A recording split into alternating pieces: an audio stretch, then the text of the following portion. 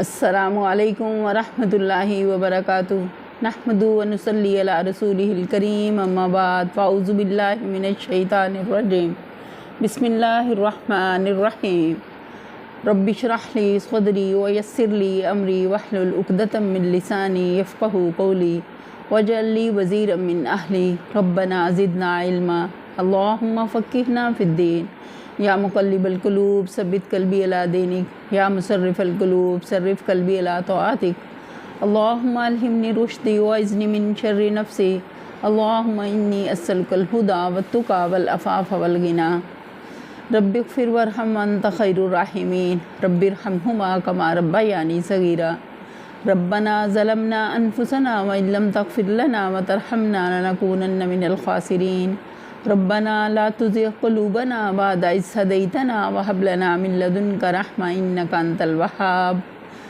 اللهم لا سهل إلا ما جعلته سهلا وأنت تجعل الحزن سهلا إذا شئت ربنا آتنا من لدنك رحمة وهيئ لنا من أمرنا رشدا اللهم ألهمني رشدي وأعذني من شر نفسي اللهم إني أسألك الهدى والتقى والعفاف والغنى فاطر السماوات والارض انت ولی فی الدنیا والآخرہ توفنی مسلما والحقنی بالصالحین اللہم بارک لنا فی اوقاتنا آمین ثم آمین۔ ہمارے 3 پارے اللہ کی رحمت سے کمپلیٹ ہوئے۔ آج ہم چوتھا پارے کا آغاز کریں گے انشاءاللہ۔ اعوذ باللہ من الشیطان الرجیم، میں پناہ مانگتی ہوں اللہ کی شیطان مردود سے۔ بسم اللہ الرحمن الرحیم، شروع اللہ کے نام سے جو بڑا مہربان نہایت رحم کرنے والا ہے۔ لا تنالوا البر حتى تنفقوا مما تحبون وما تنفقوا من شيء فإن الله به عليم۔ تم نیکی کو نہیں پہنچ سکتے جب تک کہ اپنی وہ چیزیں اللہ کی راہ میں خرچ نہ کرو جنہیں تم عزیز رکھتے ہو، اور جو کچھ تم خرچ کرو گے اللہ اس سے بے خبر نہ ہوگا۔ کہ ویسے تو ہمیں جب بھی نبی صلی اللہ علیہ وسلم سے اس بارے میں پوچھا گیا کہ کیا چیز اللہ کے راستے میں خرچ کی جائے، تو اللہ نے قرآن میں بھی بتایا اور نبی صلی اللہ علیہ وسلم سے بھی ہمیں اس بات کی تعلیم ملی کہ جو زائدہ ضرورت ہو اس کو اللہ کی راہ میں خرچ کیا جائے۔ لیکن ہمیشہ ایسا نہیں ہونا چاہیے کہ ہم صرف زائدہ ضرورت ہی دیں۔ کبھی ایسا بھی ہو کہ ہم اپنی پسندیدہ ترین چیز اللہ کے راستے میں دیں، اللہ کی خوشنودی کے لیے، اللہ کی رضا کو پانے کے لیے، اللہ کی جنت کے حصول کے لیے۔ تو یقین کریں کہ کرنا ایسا مشکل ہے لیکن ناممکن نہیں۔ جو یہ نیکی کر جاتے ہیں وہ پھر اللہ کے ہاں ان کا شمار مقرب بندوں میں ہوتا ہے۔ تو ہمیں ضرور اس بات کے لیے حریص ہونا چاہیے کہ ہم صرف زائدہ ضرورت ہی نہیں بلکہ وہ چیزیں بھی اللہ کے راستے میں خوشی سے دینے والے ہوں جس سے ہم محبت کرتے ہیں۔ تو اس کی ڈیٹیل دیکھ لیتے ہیں۔ اس سے مقصود ان کی اس غلط فہمی کو دور کرنا ہے جو وہ نیکی کے بارے میں رکھتے تھے۔ ان کے دماغوں میں نیکی کا بلند سے بلند تصور بس یہ تھا کہ صدیوں کے توارث سے تشرع کی جو ایک خاص ظاہری شکل ان کے ہاں بن گئی تھی اس کا پورا چربہ آدمی اپنی زندگی میں اتار لے، اور ان کے علماء کی قانونی موشگافیوں سے جو ایک لمبا چوڑا فقہی نظام بن گیا تھا اس کے مطابق رات دن زندگی کے چھوٹے چھوٹے ضمنی و فروعی معاملات کی ناپ تول کرتا رہے۔ اس تشرع کی اوپری ہی سطح کے نیچے بالعموم یہودیوں کے بڑے بڑے دیندار لوگ تنگ دلی، حرص، بخل، حق پوشی اور حق فروشی کے عیوب چھپائے ہوئے تھے، اور رائے عام ان کو نیک سمجھتی تھی۔ اسی غلط فہمی کو دور کرنے کے لیے انہیں بتایا جا رہا ہے کہ نیک انسان ہونے کا مقام ان چیزوں سے بالا تر ہے جن کو تم نے مدار خیر و صلاح سمجھ رکھا ہے۔ نیکی کی اصل روح اللہ کی محبت ہے، ایسی محبت کے رضائے الہی کے مقابلے میں دنیا کی کوئی چیز عزیز تر نہ ہو۔ جس چیز کی محبت آدمی کے دل پر اتنی غالب آ جائے کہ اسے اللہ کی محبت پر قربان نہ کر سکتا ہو بس وہی بت ہے۔ یہ بات غور طلب ہے، اور جب تک اس بت کو آدمی توڑ نہ دے نیکی کے دروازے اس پر بند ہیں۔ اس روح سے خالی ہونے کے بعد ظاہری تشرع کی حیثیت محض اس چمکدار روغن کی سی ہے جو گن کھائی ہوئی لکڑی پر پھیر دیا گیا ہو۔ انسان ایسے روغنوں سے دھوکہ کھا سکتے ہیں مگر اللہ نہیں۔ اگلی آیت دیکھتے ہیں۔ کل الطعام کان حلا لبنی اسرائیل الا ما حرم اسرائیل علی نفسہ من قبل ان تنزل التوراۃ قل فاتوا بالتوراۃ فاتلوها ان کنتم صادقین۔ کھانے کی یہ ساری چیزیں جو شریعت محمدی میں حلال ہیں بنی اسرائیل کے لیے بھی حلال تھیں، البتہ بعض چیزیں ایسی تھیں جنہیں تورات کے نازل کیے جانے سے پہلے اسرائیل نے خود اپنے اوپر حرام کر لیا تھا۔ ان سے کہو اگر تم اپنے اعتراض میں سچے ہو تو لاؤ تورات اور پیش کرو اس کی کوئی عبارت۔ قرآن اور محمد صلی اللہ علیہ وسلم کی تعلیمات پر جب علماء یہود کوئی اصولی اعتراض نہ کر سکے، کیونکہ اساس دین جن امور پر ہے ان میں انبیاء سابقین کی تعلیمات اور نبی عربی کی تعلیم میں کوئی فرق نہ تھا، تو انہوں نے فقہی اعتراضات شروع کیے۔ اس سلسلے میں ان کا پہلا اعتراض یہ تھا کہ آپ نے کھانے پینے کی بعض ایسی چیزوں کو حلال قرار دیا ہے جو پچھلے انبیاء کے زمانے سے حرام چلی آ رہی ہیں۔ اسی اعتراض کا یہاں جواب دیا جا رہا ہے۔ اسرائیل سے مراد اگر بنی اسرائیل لیے جائیں تو مطلب یہ ہوگا کہ نزول تورات سے قبل بعض چیزیں بنی اسرائیل نے محض رسماً حرام قرار دے لی تھیں، اور اگر اس سے مراد حضرت یعقوب لیے جائیں تو اس کا مطلب یہ ہوگا کہ آپ نے بعض چیزوں سے طبعی کراہت کی بنا پر یا کسی مرض کی بنا پر اعتراض فرمایا تھا، اور ان کی اولاد نے بعد میں انہیں ممنوع سمجھ لیا۔ یہی مؤخر الذکر روایت زیادہ مشہور ہے، اور بعد والی آیت سے یہ بات صاف طور پر ظاہر ہوتی ہے کہ اونٹ اور خرگوش وغیرہ کی حرمت کا جو حکم بائبل میں لکھا ہے وہ اصل تورات کا حکم نہیں ہے، بلکہ یہودی علماء نے بعد میں اسے داخل کتاب کر دیا۔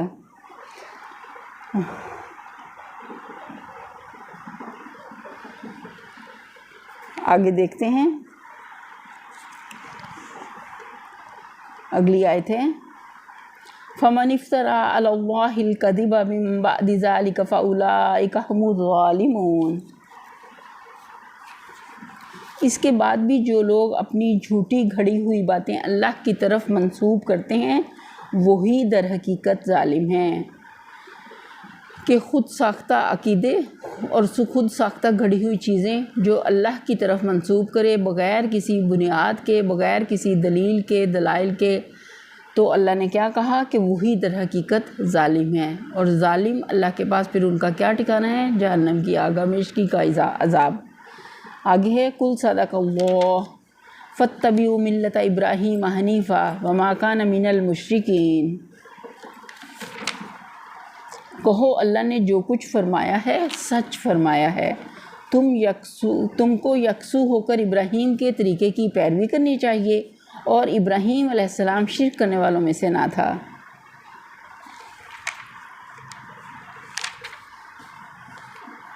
مطلب یہ کہ ان فقہی جزیات میں کہاں جا پھنسے ہو؟ دین کی جڑ تو اللہ واحد کی بندگی ہے جسے تم نے چھوڑ دیا ہے، اور شرکی علاشوں میں مبتلا ہو گئے۔ اب بحث کرتے ہوئے فقہی مسائل میں، حالانکہ یہ وہ مسائل ہیں جو اصل ملت ابراہیمی سے ہٹ جانے کے بعد انحطاط کی طویل صدیوں میں تمہارے علماء کی موشگافیوں سے پیدا ہوئے ہیں۔ اگلی آیت ہے ان اول بیت وضع للناس للذی ببکۃ مبارکا وہدی للعالمین۔ بے شک سب سے پہلی عبادت گاہ جو انسانوں کے لیے تعمیر ہوئی وہ وہی ہے جو مکہ میں واقع ہے، اس کو خیر و برکت دی گئی تھی اور تمام جہان والوں کے لیے مرکز ہدایت بنایا گیا تھا۔ یہودیوں کا دوسرا اعتراض کیا تھا کہ تم نے بیت المقدس کو چھوڑ کر خانہ کعبہ کو قبلہ کیوں بنایا، حالانکہ پچھلے انبیاء کا قبلہ بیت المقدس ہی تھا۔ اس کا جواب سورہ بقرہ میں دیا جا چکا، لیکن یہودی اس کے بعد بھی اپنے اعتراض پر مصر رہے یہاں، لہٰذا پھر اس کا جواب دیا گیا ہے۔ بیت المقدس کے متعلق خود بائبل ہی کی شہادت موجود ہے کہ حضرت موسیٰ کے 450 برس بعد حضرت سلمان نے اس کو تعمیر کیا، اور حضرت سلمان ہی کے زمانے میں وہ قبلہ اہل توحید قرار دیا گیا۔ برعکس اس کے کہ یہ تمام عرب کی متواتر اور متفقہ روایات سے ثابت ہے کہ کعبہ کو حضرت ابراہیم علیہ السلام نے تعمیر کیا، اور وہ حضرت موسیٰ سے 800-900 برس پہلے گزرے ہیں، لہٰذا کعبہ کی اولیت ایک ایسی حقیقت ہے جس میں کسی کلام کی گنجائش نہیں کہ پہلا گھر بھی خانہ کعبہ تھا اور آخری امت اور آخری نبی کا قبلہ بھی خانہ کعبہ ہی ہوگا۔ یہ اللہ کی مشیت میں درج تھا۔ درمیان کے کچھ عرصے میں بیت المقدس کو قبلہ قرار دیا گیا، لیکن بہت تھوڑے عرصے کے لیے۔ اگلی آیت ہے فیہ آیات بینات مقام ابراہیم ومن دخلہ کان آمنا وللہ علی الناس حج البیت من استطاع الیہ سبیلا ومن کفر فإن اللہ غنی عن العالمین۔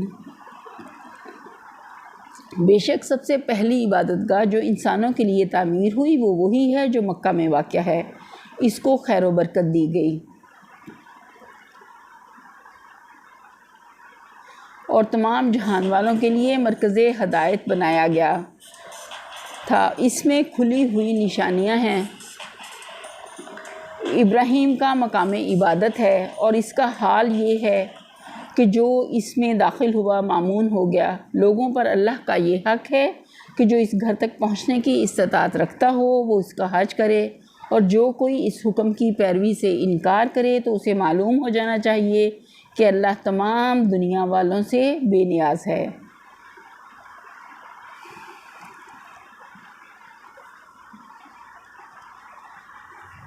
ہاں جی، اس میں کھلی ہوئی نشانیاں ہیں، یعنی اس گھر میں ایسی سری علامات پائی جاتی ہیں جس سے ثابت ہوتا ہے کہ یہ اللہ کی جناب میں مقبول ہوا ہے اور اسے اللہ نے اپنے گھر کی حیثیت سے پسند فرما لیا ہے۔ لوکودک بیاباں میں بنایا گیا ہے، پھر اللہ نے اس کے جوار میں رہنے والوں کی رزق رسانی کا بہتر سے بہتر انتظام کر دیا۔ 2500 برس تک جاہلیت کے سبب سے سارا ملک عرب انتہائی امنی کی حالت میں مبتلا رہا، مگر اس فساد بھری سرزمین میں کعبہ اور اطراف کعبہ ہی کا ایک ایسا خطہ تھا جس میں امن قائم رہا، بلکہ اسی کعبہ کی یہ برکت تھی کہ سال بھر میں 4 مہینے کے لیے پورے ملک کو اس کی بدولت امن میسر آ جاتا تھا۔ پھر ابھی نصف صدی پہلے ہی سب دیکھ چکے تھے کہ ابرہہ نے جب کعبہ کی تخریب کے لیے مکہ پر حملہ کیا تو اس کی فوج کس طرح قہر الہی کی شکار ہوئی۔ اس واقعے سے اس وقت عرب کا بچہ واقف تھا اور اس کے چشمدید شاہد ان آیات کے نزول کے وقت موجود تھے۔ جاہلیت کے تاریک دور میں بھی اس گھر کا یہ احترام تھا کہ خون کے پیاسے دشمن ایک دوسرے کو وہاں دیکھتے تھے اور ایک دوسرے پر ہاتھ ڈالنے کی جرت نہ ہوتی تھی۔ ہاں جی، اگلی آیت دیکھتے ہیں قُلْ يَا أَهْلَ الْكِتَابِ لِمَ تَكْفُرُونَ بِآيَاتِ اللَّهِ وَاللَّهُ شَهِيدٌ عَلَى مَا تَعْمَلُونَ۔ کہو اہل کتاب تم کیوں اللہ کی باتیں ماننے سے انکار کرتے ہو؟ جو حرکتیں تم کر رہے ہو اللہ سب کچھ دیکھ رہا ہے۔ اہل کتاب کو اللہ تعالیٰ مخاطب کر کے کہہ رہے ہیں کہ تم جانتے بوجھتے ہوئے اللہ کی باتوں کا کیوں انکار کرتے ہو، اور جو کچھ بھی تم کر رہے ہو اللہ اس سے بے خبر نہیں ہے، اللہ کو اس کا علم ہے۔ اگلی آیت ہے قُلْ يَا أَهْلَ الْكِتَابِ لِمَ تَصُدُّونَ عَنْ سَبِيلِ اللَّهِ مَنْ آمَنَ تَبْغُونَهَا عِوَجًا وَأَنْتُمْ شُهَدَاءُ وَمَا اللَّهُ بِغَافِلٍ عَمَّا تَعْمَلُونَ۔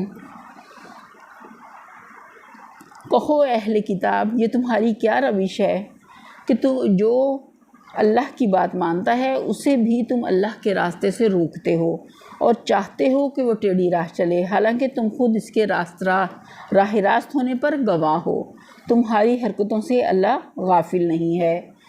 یہاں بھی اللہ تعالیٰ اہل کتاب ہی کو تنبیہ کر رہے ہیں کہ جو بھی اللہ کی بات مانتا ہے تم اسے بھی اللہ کے راستے سے روکتے ہو اور چاہتے ہو کہ وہ بھی ٹیڑھی راہ چلے، تو اپنی ان حرکتوں سے باز آ جاؤ کہ حالانکہ تم خود اس کے راہ راست ہونے پر گواہ ہو، اور اللہ تمہاری سب حرکتوں سے باخبر ہے، اللہ غافل نہیں ہے۔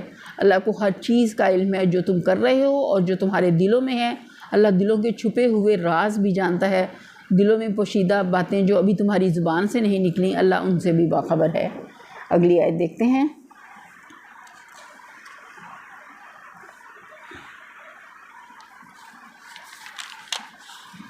یا ایھا الذین آمنوا ان تطیعوا فریقا من الذین اوتوا الکتاب یردوکم بعد ایمانکم کافرین۔ اے لوگو جو ایمان لائے ہو، یہاں اللہ تعالیٰ ایمان والوں سے مخاطب ہو کے کہہ رہے ہیں اگر تم نے ان اہل کتاب میں سے ایک گروہ کی بات مانی تو یہ تمہیں ایمان سے پھر کفر کی طرف پھیر لے جائیں گے۔ کہ اللہ تعالیٰ نے صاف بتا دیا کہ اہل کتاب دل سے کبھی نہیں چاہتے کہ تم حق کی راہ پر چلو، تو اگر تم نے ان میں سے کسی گروہ کی بات مانی تو وہ کیا ہوگا، وہ تمہیں حق سے پھیر دیں گے، ایمان سے پھر کفر کی طرف لے جائیں گے، تو ان سے احتیاط برتو۔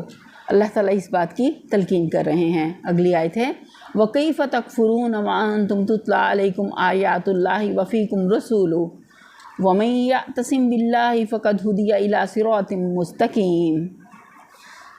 تمہارے لیے کفر کی طرف جانے کا اب کیا موقع باقی ہے جبکہ تم کو اللہ کی آیات سنائی جا رہی ہیں اور تمہارے درمیان اس کا رسول موجود ہے۔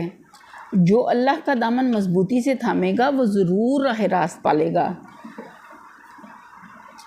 اللہ تعالیٰ نے بتا دیا کہ حق واضح ہو چکا ہے، تم کو اللہ کی آیات سنائی جا رہی ہیں اور تمہارے درمیان اللہ کا رسول بھی موجود ہے، تو پھر جو اللہ کا دامن مضبوطی سے تھامے گا وہ راہ راست پائے گا، جو رسول کے طریقے پر چلے گا وہ ہدایت یافتہ کہلائیں گے۔ جیسے صحابہ نے نبی صلی اللہ علیہ وسلم کی اتباع کی، جو نبی صلی اللہ علیہ وسلم سے انہوں نے اللہ کا حکم سنا فوراً اس پر ایمان لایا اور اس پر اپنے دلوں کو مائل کیا اور کرنے کے لیے تیار ہو گئے۔ وہ کوئی نیکی کا موقع ایسا نہیں تھا جس کو وہ ہاتھ سے جانے دیتے، وہ حریص ہوتے تھے کہ ہر وہ کام جو اللہ کی رضا ہے سب سے پہلے کرنے والے وہ خود ہوں۔ تو اسی بات کی اللہ تعالیٰ یہاں پہ تلقین کر رہے ہیں۔ آگے یا ایھا الذین آمنوا اتقوا اللہ حق تقاتہ ولا تموتن الا وانتم مسلمون۔ اے لوگو جو ایمان لائے ہو اللہ سے ڈرو جیسا کہ اس سے ڈرنے کا حق ہے، تم کو موت نہ آئے مگر اس حال میں کہ تم مسلم ہو، یعنی مرتے دم تک اللہ کی فرما برداری اور وفاداری پر قائم رہو۔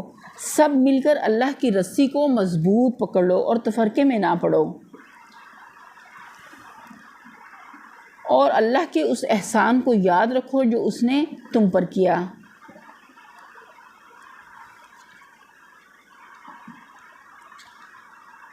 یہاں پہ ہے نا کہ اے لوگو جو ایمان لائے ہو اللہ سے ڈرو جیسا کہ اس سے ڈرنے کا حق ہے، اور تم کو موت نہ آئے مگر اس حال میں کہ تم مسلم ہو۔ اگلی آیت ہے وَاعْتَصِمُوا بِحَبْلِ اللَّهِ جَمِيعًا وَلَا تَفَرَّقُوا وَاذْكُرُوا نِعْمَةَ اللَّهِ عَلَيْكُمْ إِذْ كُنْتُمْ أَعْدَاءً فَأَلَّفَ بَيْنَ قُلُوبِكُمْ فَأَصْبَحْتُمْ بِنِعْمَتِهِ إِخْوَانًا وَكُنْتُمْ عَلَى شَفَا حُفْرَةٍ مِّنَ النَّارِ فَأَنقَذَكُم مِّنْهَا كَذَلِكَ يُبَيِّنُ اللَّهُ لَكُمْ آيَاتِهِ لَعَلَّكُمْ تَهْتَدُونَ۔ سب مل کر اللہ کی رسی کو مضبوط پکڑ لو اور تفرقے میں نہ پڑو، اللہ کے اس احسان کو یاد رکھو جو اس نے تم پر کیا۔ تم ایک دوسرے کے دشمن تھے، اس نے تمہارے دل جوڑ دیے اور اس کے فضل و کرم سے تم بھائی بھائی بن گئے۔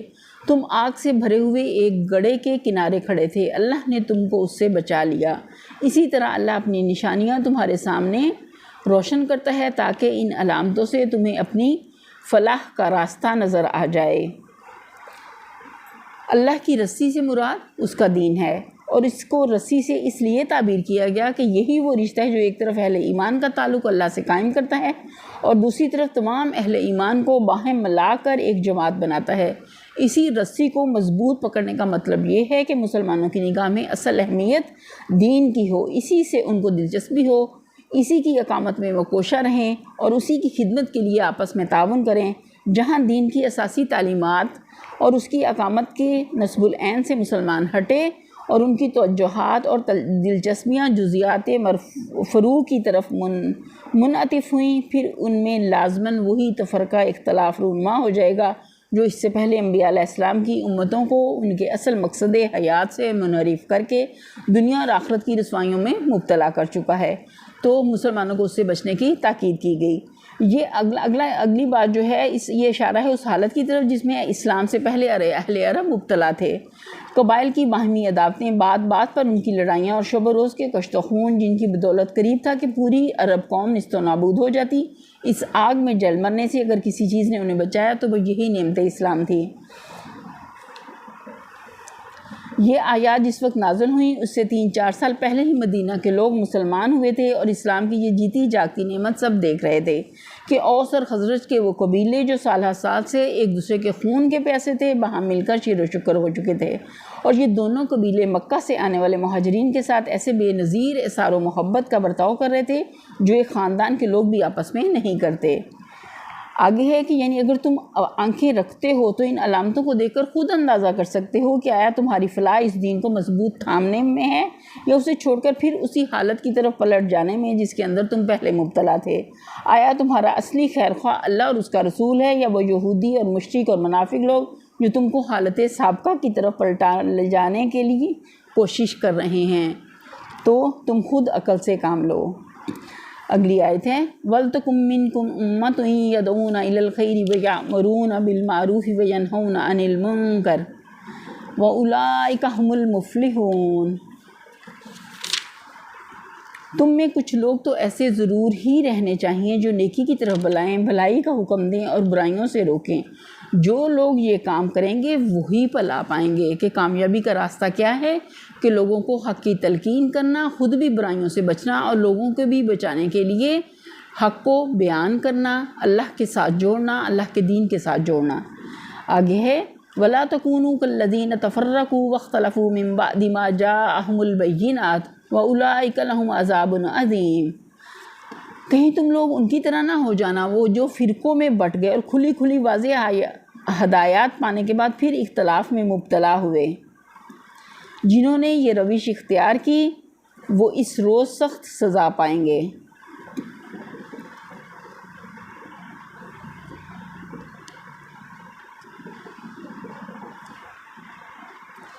ہاں جی، یہ اشارہ ان امتوں کی طرف ہے جنہوں نے اللہ کے پیغمبروں سے دین حق کی صاف اور سیدھی تعلیمات پائیں مگر کچھ مدت گزر جانے کے بعد اس اساس دین کو چھوڑ دیا اور غیر متعلق ضمنی اور فری مسائل کی بنیاد پر الگ الگ فرقے بنانے شروع کر دیے۔ پھر فضول یعنی باتوں پر جھگڑنے میں ایسے مشغول ہوئے کہ نہ انہیں اس کام کا ہوش رہا جو اللہ نے ان کے سپرد کیا تھا، نہ عقیدہ و اخلاق کی ان بنیادی اصولوں سے کوئی دلچسپی رہی جن پر در حقیقت انسان کی فلاح و سعادت کا مدار تھا۔ آگے ہم دیکھتے ہیں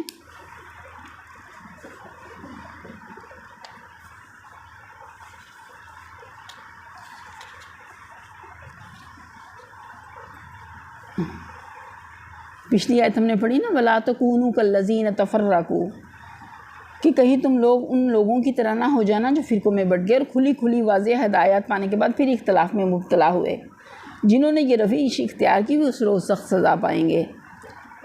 آگے ہے یوم تبیض وجوہ وتسود وجوہ فاما الذین اسودت وجوہہم اکفرتم بعد ایمانکم فذوقوا العذاب بما کنتم تکفرون۔ جب کہ کچھ لوگ سرخرو ہوں گے اور کچھ لوگوں کا منہ کالا ہوگا، جن کا منہ کالا ہوگا ان سے کہا جائے گا کہ نعمت ایمان پانے کے بعد بھی تم نے کافرانہ رویہ اختیار کیا، اچھا تو اب اس کفران نعمت کے صلے میں عذاب کا مزہ چکھو۔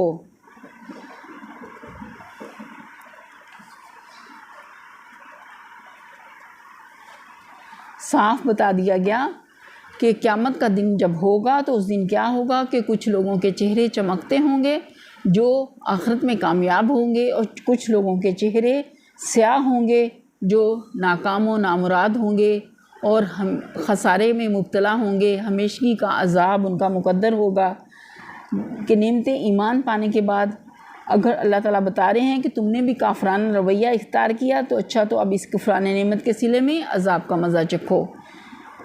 اس میں تنبیہ کی جا رہی ہے تمام دنیا کے لوگوں کو کہ حق کو پا لینے کے بعد پھر کبھی بھی اس سے منہ نہ پھیرنا، ورنہ کیا ہوگا ہمیشگی کا عذاب تمہارا مقدر بن جائے گا۔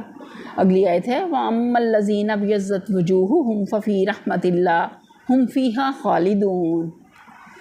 رہے وہ لوگ جن کے چہرے روشن ہوں گے تو ان کو اللہ کے دامن رحمت میں جگہ ملے گی اور وہ ہمیشہ اسی حالت میں رہیں گے۔ دیکھیں کیسی بڑی کامیابی ہے، ہماری پرہیز کتنی تھوڑی ہے، دنیا کی زندگی چند روزہ ہے اور آخرت ہمیشہ ہمیشہ کے لیے ہے۔ ہمیشگی کا عذاب بہتر ہے انسان کے لیے یا ہمیشگی کی کامیابی؟ ہمیں اس بات پر غور کرنا چاہیے کہ جس طرح اللہ تعالیٰ نے رمضان کے روزے ہمارے لیے صرف ایک مہینہ رمضان کا روزہ ہے، رمضان کے روزے ہیں جو ہم پر فرض کیے، 11 مہینے ہمیں کھانے پینے کے دیے۔ بالکل اسی طرح دنیا کی زندگی چند روزہ ہے کہ زیادہ سے زیادہ بھی اگر کسی کی عمر ہو، نبی صلی اللہ علیہ وسلم کی عمر جیسے 63 سال تھی، تو نبی صلی اللہ علیہ وسلم کی امت کی عمریں بھی انہی کے درمیان ہوں گی۔ تو کتنی تھوڑی عمر ہے، اللہ کے پاس 1000 سال کا دن ہے، اور جس دن قیامت قائم ہوگی وہ 50,000 سال کا دن ہوگا۔ تو اس حساب سے اگر ہم دیکھیں تو ہماری پرہیز کتنی تھوڑی ہے۔ تو ہمیں ہر حال میں اپنے نفس کے خلاف جا کے اللہ کی رضا کو پانا ہے اور اس کے لیے کوشش کرنی ہے۔ اگلی آیت ہے تلک آیات اللہ نتلوہا علیک بالحق وما اللہ یرید ظلما للعالمین۔ یہ اللہ کے ارشادات ہیں جو ہم تمہیں ٹھیک ٹھیک سنا رہے ہیں، کیونکہ اللہ دنیا والوں پر ظلم کرنے کا کوئی ارادہ نہیں رکھتا۔ یعنی چونکہ اللہ دنیا والوں پر ظلم کرنا نہیں چاہتا، اس لیے ان کو سیدھا راستہ بھی بتا رہا ہے، اور اس بات سے بھی انہیں قبل از وقت آگاہ کیے دیتا ہے کہ آخرکار وہ کن امور پر ان سے باز پرس کرنے والا ہے۔ اس کے بعد بھی جو لوگ کجروی اختیار کریں گے اور اپنے غلط طرز عمل سے باز نہ آئیں گے، وہ اپنے اوپر آپ ہی ظلم کریں گے۔ اگلی آیت ہے وَلِلَّهِ مَا فِي السَّمَاوَاتِ وَمَا فِي الْأَرْضِ وَإِلَى اللَّهِ تُرْجَعُ الْأُمُورُ۔ زمین و آسمان کی ساری چیزوں کا مالک اللہ ہے، اور سارے معاملات اللہ ہی کے حضور پیش ہوتے ہیں کہ زمین و آسمان میں جتنی بھی چیزیں ہیں اس کا مالک صرف اور صرف اللہ باری تعالیٰ ہے۔ اللہ کی ذات ہے جو پوری کائنات کو تھامے ہوئے ہے، جس کے تخلیق کار اللہ تعالیٰ ہیں۔ تو سارے معاملات اللہ ہی کے حضور پیش ہونے ہیں۔ یہیں پر ہم اپنے لیسن کا اختتام کرتے ہیں۔ وآخر دعوانا الحمد للہ رب العالمین، سبحان ربک رب العزت عما یصفون وسلام علی المرسلین والحمد للہ رب العالمین، آمین ثم آمین یا رب العالمین۔ السلام علیکم ورحمۃ اللہ وبرکاتہ۔